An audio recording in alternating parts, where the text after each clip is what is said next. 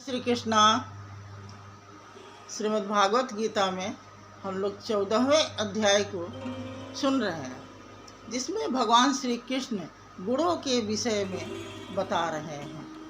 भगवान श्री कृष्ण कहते हैं कि जब तक मनुष्य गुणों से अतीत नहीं होता तब तक अपने स्वरूप को प्राप्त नहीं कर सकता, और जो गुणों से अतीत हो जाता है, त्रिगुणमयी माया से जो अतीत हो जाता है, ऊपर उड़ जाता है, वह जन्म मृत्यु वृद्धावस्था और सब दुखों से वह मुक्त हो जाता है। भगवान श्री कृष्ण यहाँ कहते हैं कि सब दुखों से वह मुक्त हो जाता है।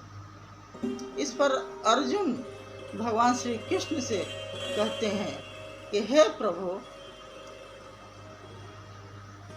जो पुरुष त्रिगुणमयी माया से अतीत हो जाता है वह किन किन लक्षणों से युक्त होता है और किस प्रकार के आचरण को वह करता है तथा किन किन उपायों को करके वह त्रिगुणमयी माया के गुणों से वह अतीत हो जाता है, क्योंकि यह बड़ा ही कठिन है। इस पर भगवान श्री कृष्ण 5 श्लोक कहते हैं। 22वें श्लोक में भगवान श्री कृष्ण कहते हैं, प्रकाशम च प्रवृत्तिम च मोहम एव च पांडव न द्वेष्टि संप्रवृत्तानि न निवृत्तानि कांचति।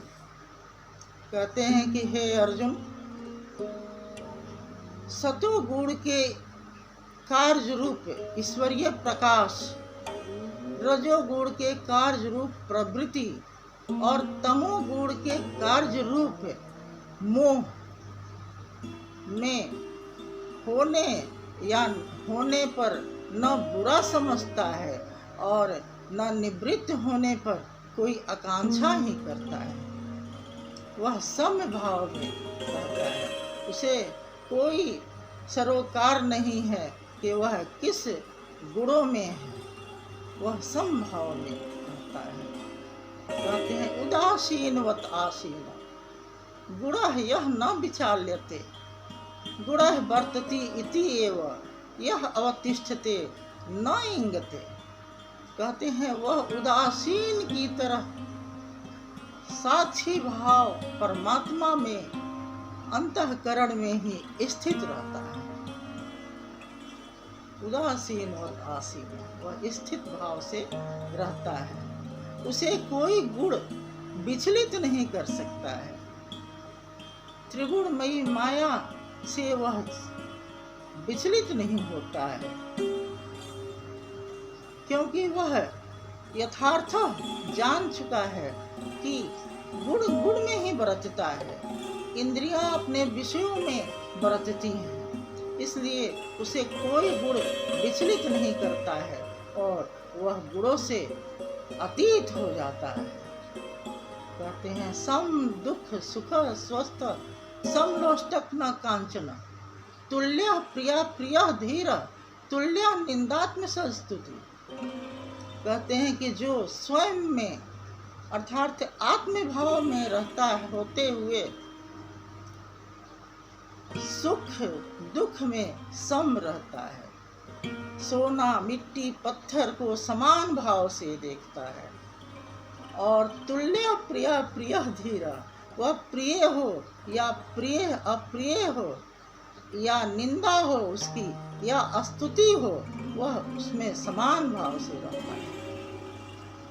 वह साक्षी के भाव से स्थित रहता है, उसे कोई गुण विचलित नहीं करता है। अगले श्लोक में तो इसी के लगाए 7 श्लोक में कहते हैं मान अपमान्यो तुल्य तुल्य मित्रारि पक्षयो सर्वारंभ परित्यागी गुणातीत सह उच्यते। कहते हैं मान अपमान में तुल्य रहता है, एक समान रहता है, मित्र बैरी में वह समान भाव वाला होता है और सभी आरंभों का त्यागी होता है। वह अपने आप को कर्ता नहीं मानता है कि मैंने यह कार्य आरंभ किया, वह ऐसा कभी नहीं मानता है। सर्वः रम्य परित्यागी, वह त्याग देता है, वह अपने आप को कर्ता नहीं समझता है, वह गुणातीत कहा जाता है। अगले श्लोक में कहते हैं, माम च यह अव्यभिचारेण भक्ति योगेन सेवते सह गुणान समतीत्य एतान ब्रह्म भुवाय कल्पते। कहते हैं कि जो पुरुष सर्वशक्तिमान परमेश्वर को अनन्य भक्ति से एक ही भाव से भजता है और चिंतन मनन करते रहता है, एक ही सर्वशक्तिमान भक्ति को अनन्य भक्ति से भजते हुए चिंतन मनन करता है, वह ब्रह्म को प्राप्त करने के योग्य हो जाता है। अतः कहते हैं, बिना अनन्य भक्ति किए बिना और नियत कर्म किए बिना कोई गुणों से अतीत हो ही नहीं सकता। अभ्यास तभी हो सकता है जब हम अनन्य भक्ति में जाएंगे। हम बाहर लाख दौड़ें, लाख भागें, लाख घंटी बजाएं, लाख पूजा करें, लेकिन जब तक हम एक भक्ति में नहीं आएंगे, स्थिर भाव नहीं करेंगे, तब तक हम उस परमात्मा को अर्थात अपने स्वरूप को नहीं प्राप्त कर सकते हैं और ना ही गुणों से अतीत हो सकते हैं। कहते हैं अगले श्लोक में, ब्रह्मणा ही प्रतिष्ठा अमृतस्य अव्ययस्य च शाश्वतस्य धर्मस्य सुखस्य एकांतिकस्य च।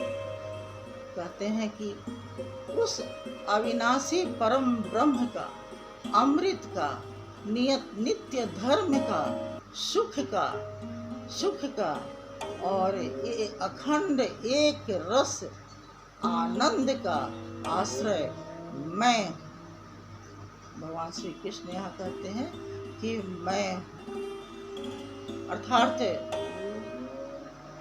कर्ता तो इष्ट ही है। एक भक्ति से जो भक्ति करता है, इष्ट ही सब कुछ करता है। इसलिए भगवान अंत में ये जो 14वें अध्याय है उसमें कह दिए हैं कि इसका कर्ता मैं। यह इस अध्याय का नाम है त्रिगुण। इस अध्याय का नाम है गुण त्रय विभाग योग। कहते हैं गुण त्रय विभाग योग इस अध्याय का नाम है। गुणों से अतीत होना है, इसलिए बार बार चिंतन मंथन करते हुए, गीता का ज्ञान ग्रहण करते हुए, पूर्ण विश्वास करते हुए हम अपने स्वरूप को प्राप्त कर सकते हैं। नहीं तो वही आवागमन और दुखों का जंजाल तो पीछे लगा ही रहेगा। इसलिए चिंतन मनन करें और स्वयं अपने आप का सुधार करें और स्वयं विचार करें। हरि ओम तत्सत, हरि ओम तत्सत, हरि ओम तत्सत।